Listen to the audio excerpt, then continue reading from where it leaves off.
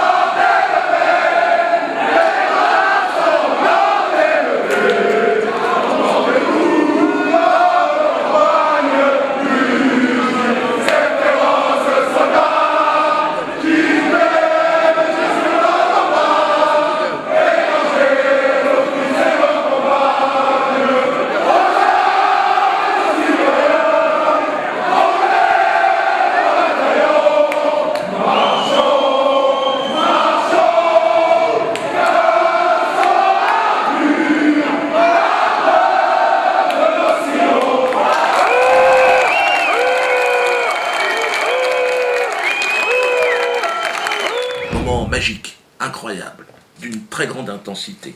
La Marseillaise réunissant les Français de toute obédience face au fascisme juif israélien. Extraordinaire. Extraordinaire. Un moment historique. D'ailleurs, les gendarmes eux-mêmes ont été transportés par l'hymne national, l'hymne de leur pays, de leur patrie, hein, et quelques ananas en plus. Dans un élan patriotique, ils ont repoussé les rongeurs hors du palais. Bataille héroïque s'il en est, sans violence, avec pour seule arme le patriotisme face à l'invasion des forces de la haine. Regardez d'ailleurs sur les images cette haine, cette vulgarité battre en retraite.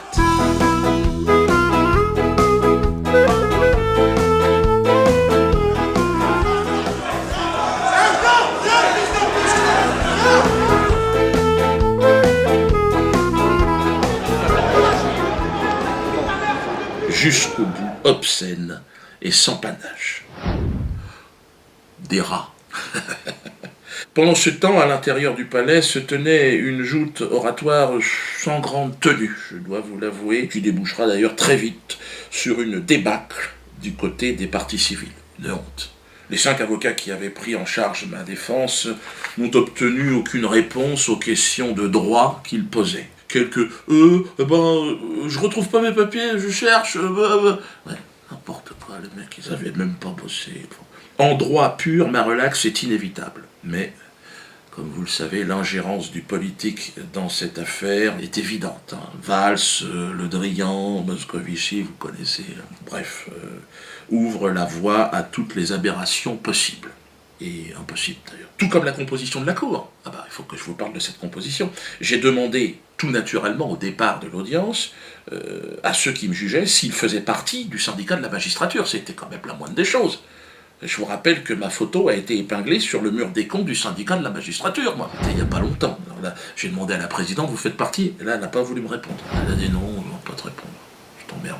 Enfin, elle n'a pas dit je t'emmerde, mais ça voulait dire ça. Il semblerait que tous les trois magistrats qui étaient là, en plus, font partie du syndicat de la magistrature. Je l'ai appris après. J'ai donc été jugé par des gens qui faisaient partie du syndicat qui m'a identifié comme étant un connard. Merde.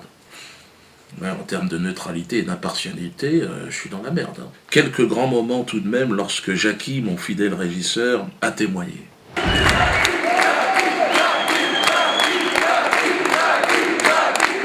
C'est la première fois qu'il entrait dans un tribunal Alors il s'est exprimé spontanément, lui, il est arrivé, les mains dans les poches. Monsieur, enlevez les mains des poches. Hein? Ah, pardon. Dieudonné n'a rien à voir avec le choix du costume de déporté. C'est moi qui l'ai amené. C'est moi qui ai eu l'idée. Non. Non, lui répondra l'avocat de la générale, on s'en fout. Non, non, c'est Dieudonné qui décide, c'est lui qui vous donne des ordres. Alors Jackie, mais enfin, je sais quand même de quoi je parle. C'est moi qui ai cousu, c'est moi qui ai acheté le pyjama, c'est moi qui ai cousu. Non, il va ferme-la, tais-toi. Jackie va dire, Dieudonné m'a simplement donné des conseils chorégraphiques, d'ailleurs on le voit dans la vidéo. Dans le rythme. Fais gaffe, quand tu fais ça, Jackie, plus dans le rythme, pas grave. C'est moi qui ai essayé de faire la chorégraphie, c'est vrai. Mais bon, c'était pas très convaincant d'ailleurs. Mais alors l'avocat général lui dit non, monsieur Sigaud, Dieudonné Mbala est responsable, il est coupable, c'est dans ses gènes. Tout comme mes témoins d'ailleurs. Le procureur, enfin, l'avocat général, ils ont refusé l'extraction de mes témoins. Carlos, qui était co-auteur de Shoah Ananas. Donc lui, il a quand même le droit de venir, on a besoin de son témoignage. En première instance, on me l'avait refusé. En deuxième instance, on me reparait, on refuse. Non, tu l'auras pas. Pierre Panet, qui était venu aussi, il avait des nouveaux éléments, c'était un témoin de la défense. Non, vous n'avez pas droit. Merde. Seul Germain Geff Cohen, vous savez, les mariés, et Alfredo Stranieri, dont l'extraction d'ailleurs avait été refusée en première instance, eux, finalement, ont pu être autorisés. Donc ils étaient là. Et ils étaient là en tant que partie civile d'ailleurs. Ils n'étaient pas là en tant que témoins. Non, parce que alors, ils étaient partie civile. Ils pensaient que j'avais volontairement massacré leur texte. Alors je leur ai dit non, j'ai fait ce que j'ai pu, je voulais pas le diffuser. Mais bon, au départ, ils ne le savaient pas. Moi, je voulais faire ça bien, donc vraiment style télé avec plusieurs caméras, quoi. Et puis surtout, ils regrettaient que la condamnation en première instance ait occasionné la fermeture de l'atelier de chansons potaches que j'animais. Pour lui, c'était quand même un truc en moins, parce que c'était un projet de réinsertion aussi. Pour Alfredo aussi, il s'y est mis. Alfredo, il a dit, c'est vrai, moi je comptais beaucoup là-dessus. Notamment pour lui, c'était plus la partie chorégraphique, Alfredo Stranieri, il était focalisé là-dessus, bref. Heureusement, bon, Germain, lui, est parti dans une plaidoirie magistrale.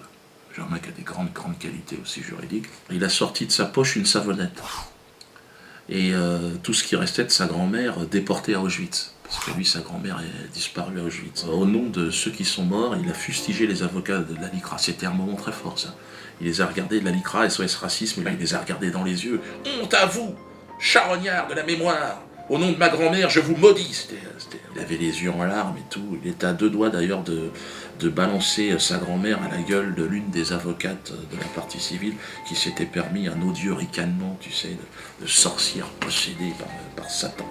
Alors, il a terminé, Germain, je termine là-dessus, très digne d'ailleurs, et il s'est interrogé sur les propos d'Alain Jakubowicz. C'est vrai que c'est des propos étonnants, parce que Alain Jakubowicz prétend que le geste de la quenelle signifie la sodomisation des victimes de la Shoah. Donc là, il s'est retourné vers sa grand-mère, il a dit, mais mamie, qu'est-ce qu'on fait?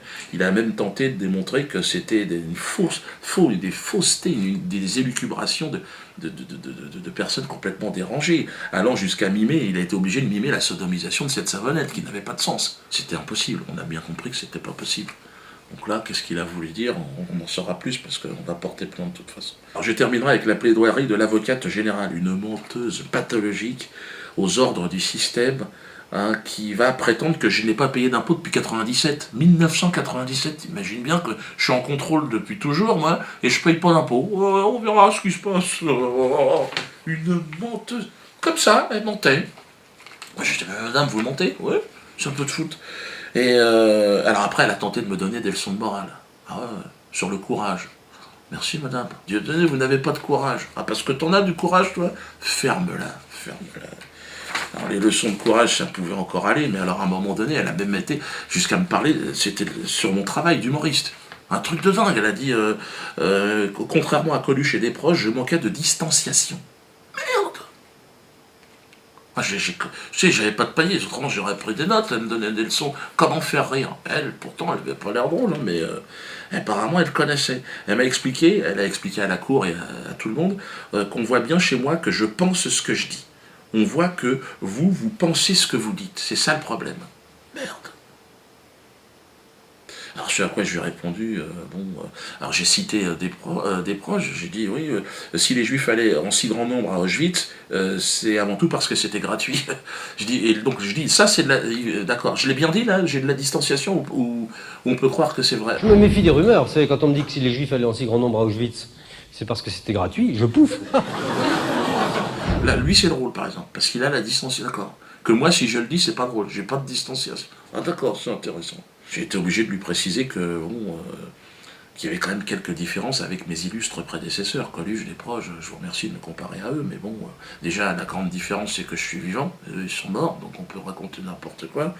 Et puis deuxièmement, je suis issu d'un environnement culturel sensiblement différent. Je suis d'origine africaine, il y a peut-être aussi des choses, peut-être... Et d'ailleurs, j'ai cité Césaire qui disait « Dieudonné, rire avec la souffrance nègre, vous allez déranger du monde. » Effectivement, je vais déranger du monde. Parce qu'ils sont, apparemment, il y a un problème, il y a d'incompatibilité. Par rapport à une sorte de souffrance qu'on aurait, qu'on exprimerait d'une façon différente. Je manque de distanciation. Et ça, j'ai vraiment encore, depuis ce jour-là, une interrogation. Qu'est-ce qui se passe Apparemment, je n'aurais pas le raffinement nécessaire pour manier le second degré. Je n'arrive pas à exprimer parce que je dois manquer de mobilité pour voir si c'est du premier degré ou du deuxième degré. Que Desproges et Coluche, tu vois, quand ils font ça, alors c'est peut-être le fait d'être un nègre, en fait. Peut-être que c'est ça. Il faut que je lui demande si on peut être noir et humoriste. C'est possible aussi. Hein. Peut-être pas. Il dit non, vous, c'est pas bon. Vous, on peut pas vous garder en tant qu'humoriste. Merde. Merde. Et je peux faire quoi? De la mécanique? Alors là, c'est pas prononcé. Hein. Sur la mécanique, elle n'a rien dit. Et pour finir, elle va proposer évidemment 20 jours de prison ferme pour Chouananas. Donc là, je peux te dire, tes 20 jours, tu peux te les mettre là où je pense. Et si j'étais condamné, bien sûr, j'irai en prison. D'ailleurs, il y a pas mal de gens qui m'attendent. Là-bas, je sais que j'ai un certain public. Mais je tiens à vous dire que si je vais en prison pour Chouananas, il faut réfléchir à ce qui va se passer après. Parce que là, je suis déjà motivé, mais là, après 20 jours de prison pour un sketch, là, parce que je pense que l'histoire de la Révolution n'a jamais fait l'économie de quelques jours de prison. Il n'y a jamais eu de révolution sans hommes emprisonnés. Donc, résultat le 28 novembre, mais quoi qu'il en soit, je m'en tartine le cul, je suis prêt à aller en tôle. Signer la pétition pour demander la dissolution de la LICRA. Hein, c'est très important, je vous le prouve, là, on l'a vu, il faut dissoudre cette association qui gère la haine, qui organise la censure dans ce pays. C'est très important, faites-le. Hein, tout comme ces jeunes qui ont chanté aussi, c'est un courant général, il faut... En plus, la LICRA, il y a un procès qui arrive avec eux, il faut vraiment que vous manifestiez aussi votre mécontentement. Attention, il nous faut quand même une bouffée d'oxygène. Je serai en tournée avec le mur dans toute la France, à moins que je sois en prison. Donc là, il y aura peut-être un motif d'annulation qui sera la prison. Donc, je vais y aller, mais c'est chaud. Chaud. Abricot, on va changer.